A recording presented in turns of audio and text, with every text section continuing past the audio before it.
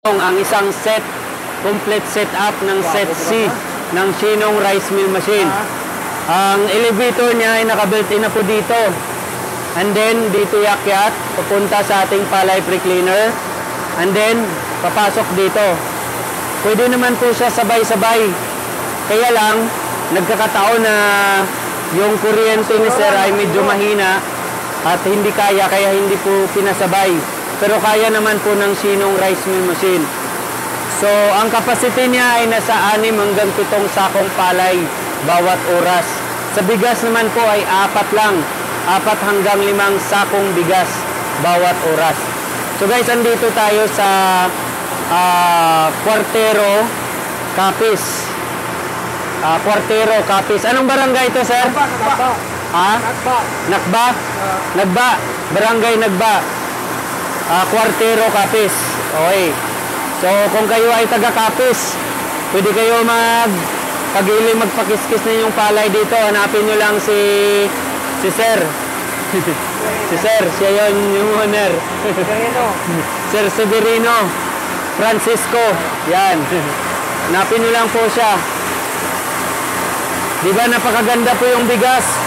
Ang kagandahan dito, wala ng mga bato-bato dahil may naka-built-in na distoner sa loob.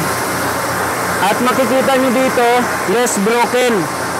Kaya lang, nagkakataon rin na yung palay natin hindi na ibilad ng maayos, hindi po pumasa sa 14% and below. Kaya meron siyang broken. Pero at least, less broken. At wala ng mga bato-bato.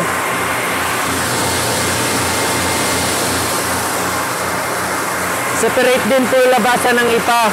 Dito naman po yung labasan ng darak. Yan sir, ano yung ma-comment mo sa machine natin? Convincing, sir. Convincing. Convincing. Sa 1 to 10, anong rate mo? 9 and 10, sir. 9? Wow, thank you. 9, sir. 9. 9 yung rate ni sir. Sir, tagal nga naman ng bigas. Oo nga. Alam na ni sir kung ano yung rice milling dahil may experience na siya. Meron kasi siyang rice milling dati. At saka itong zero pa lang ha. Nasa zero pa lang pero yung bigas maganda. Maganda yung bigas. At saka pino din po yung mga darak. Pino yung darak dito. At saka yung space maliit lang.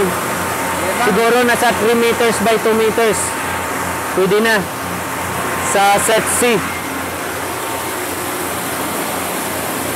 So napakadali lang po siyang i-operate.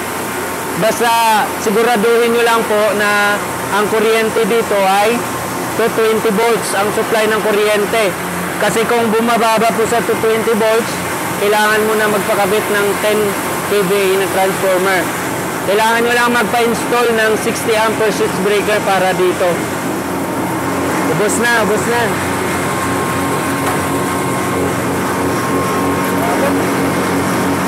O yan. So, back. Baba.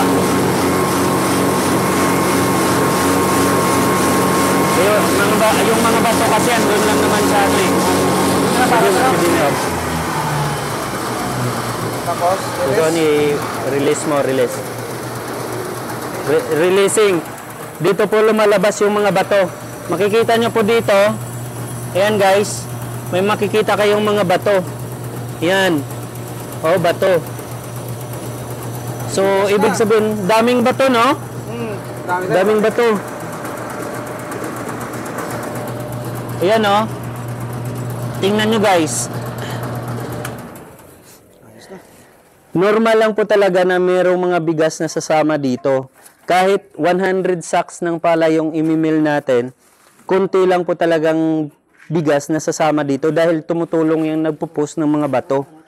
So ito, minsan kung kumakain ka ng kanin, nakakadismaya minsan na kumakain ka, sumasakit yung ngipin mo, may mga bato.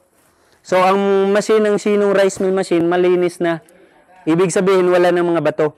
So, paano naman po yung bigas dito? Dahil may mga bigas, sayang. Pwede naman to ibalik dito. And then, or either pipilian lang. Kunti lang naman yung bato. So ito, yan. So ngayon, dahil tapos na kaming mag-testing, ilang sako yun lahat, ano? Dalawang sako lang. Isang sako. Isang... Dalawang kwan. Dalawang sakong palay. Palay. Kabili na yan. Okay. So ngayon, sa maintenance naman tayo. Before ka magkalas ng mga parts, dapat unplug lahat. Yun, safety first. Safety first. So kung kailangan mo ng mga tools, itong number 19, dapat meron ka nito. At saka itong, pero mabilis lang siyang kukunin dahil i-clip lang naman. Sige. So this time, magdi-demo na kami. Ay tuturuan ko na si sir kung paano troubleshoot ng parts or paano magpalit ng urethane. So, yun lang muna. Pwede mo na i-post.